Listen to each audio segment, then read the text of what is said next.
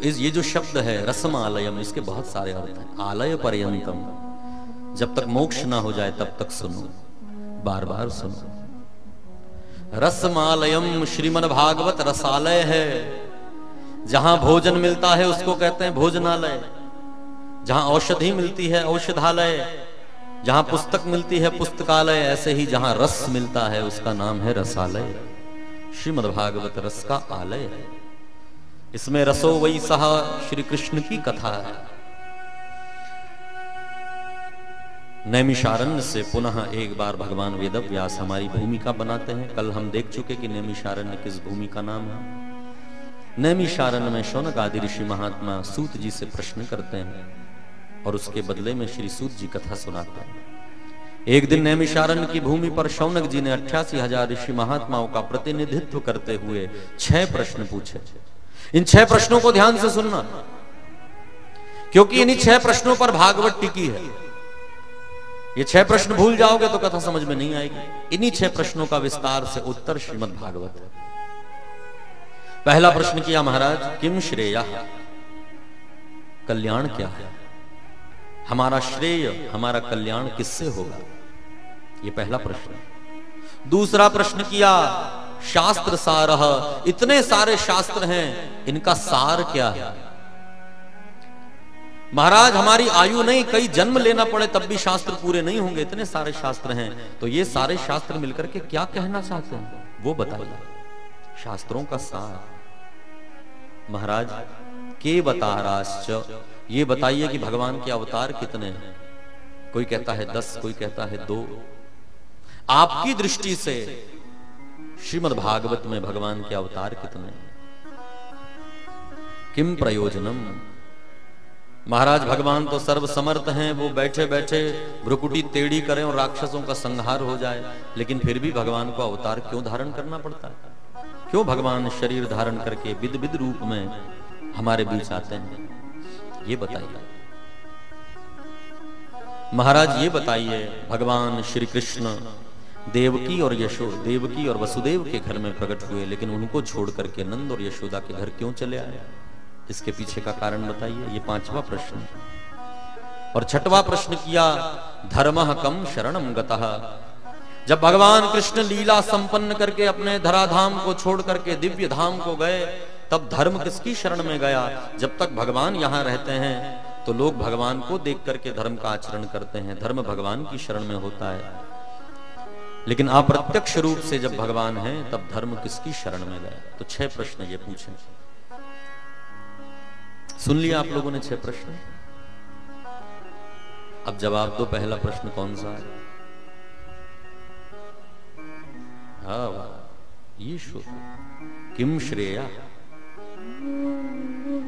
जिन लोगों को याद नहीं फिर से रिवीजन कर लो। कल्याण क्या है, श्रेय क्या है, शास्त्रों का सार क्या है, भगवान के अवतार कितने हैं, भगवान अवतार क्यों लेते हैं, भगवान देव की वसुदेव के यहाँ प्रकट हुए लेकिन नंद यशोदा के यहाँ क्यों चले आए, और धर्म किसकी शरण में गया। ये 6 प्रश्न। इन 6 प्रश्नों को सुनकर के श्री सूत जी के चेहरे पर एक मुस्कुराहट आई कि वाह क्या गजब के प्रश्न तुमने पूछे हैं। आनंद आ गया प्रश्न सुनकर। पूछने वाले किस प्रकार का प्रश्न पूछ रहे हैं, उससे उत्तर देने वाले के मन में प्रसन्नता भी होती है और क्षोभ भी होता है। यार ये पूछो, तुम्हारे घर में कोई विद्वान आए, कोई साधु आए, कोई महात्मा आए ना, तो ऐसे प्रश्न किया करो जैसे यहां पर शौनक जी ने सूत जी से किया। हम लोग भी प्रश्न करते हैं महाराजों से। कोई विद्वान आवे, महात्मा आवे तो प्रणाम करके कहेंगे, महाराज ये बताइए ना बहू को बच्चा कब होगा। ले, अब ये कोई महात्मा से प्रश्न पूछने की बात है। ये लौकिक प्रश्न नहीं पूछने चाहिए। महाराज हैं, गायनोकोलॉजिस्ट थोड़ी है। कुछ लोग महाराज ये बताइए ना हमारी फैक्ट्री अच्छी कैसे चलेगी। ये लौकिक प्रश्न है। कुछ लोग तो हद करते हैं, कहते हैं महाराज ऐसा कोई मंत्र बताइए ना जिस मंत्र का हम रात में जाप करें और सुबह उठें तो घर में सोने की वर्षा हो जाए। मैंने कहा महाराज को ऐसा प्रश्न, यदि ऐसा मंत्र पता होता तो घर में बैठ के नहीं जपता, क्यों यहाँ माथा फोड़ता? वो भी घर में बैठ करके अपना करता और सोने की वर्षा करता। ऐसे प्रश्न नहीं। एक जगह तो एक आदमी ने हद कर मेरे पास आया, मुझसे कहने लगा महाराज बाल बहुत झड़ रहे हैं, कोई दवाई जानते हो? मैंने कहा मुझसे प्रश्न कर रहा है या मुझे चिढ़ा रहा है? मैंने कहा तू जानता हो तो तू बता भैया। मुझसे तो लोगों ने खुजली की दवा तक पूछी है। मेरी चौथी पांचवी कथा साईं खेड़ा में थी, तो वहां एक माता जी 4-5 दिन हो गए, चौथी या पांचवी कथा थी। मैं उस समय, मेरी आयु लगभग 22-23 वर्ष रही होगी।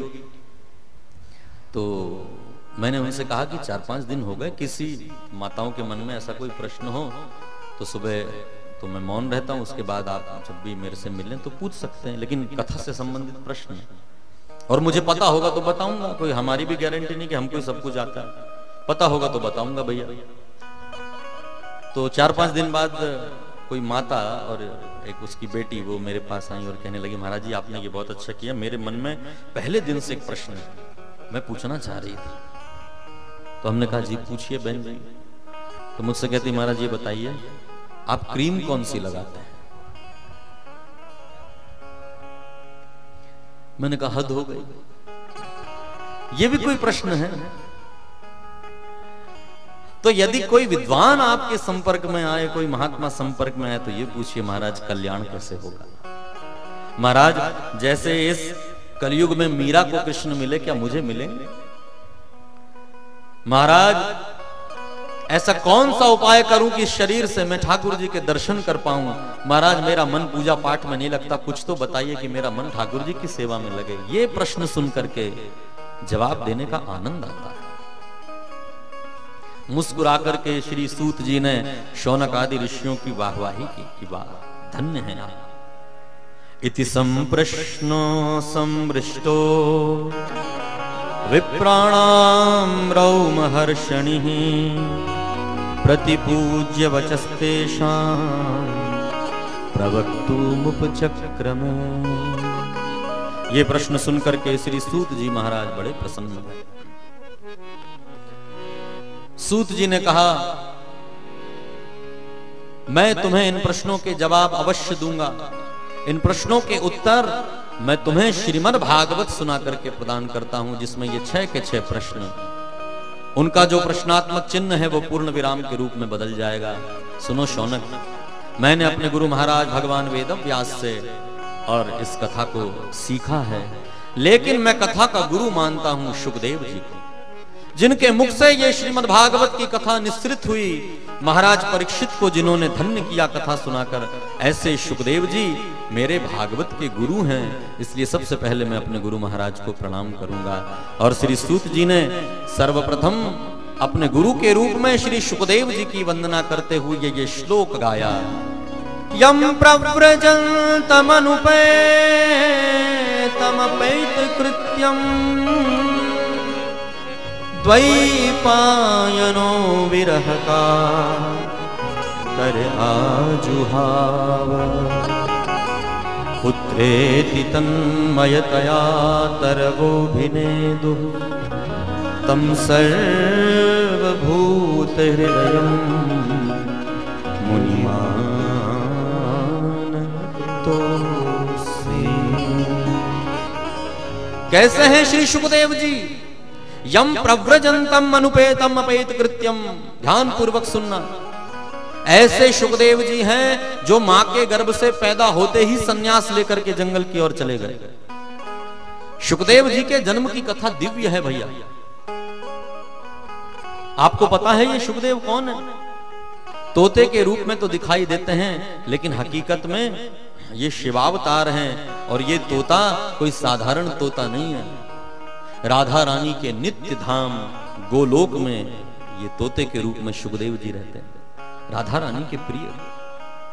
कभी कभी तुम श्री ठाकुर जी और राधा रानी की जो वृंदावन वाली तस्वीरें हैं उनको देखना, उसमें एक तोता दिखाएं, कहीं राधा जी के कंधे पर बैठा हुआ है, कहीं उंगली पर बैठा हुआ है, कि वही तोता शुकदेव है।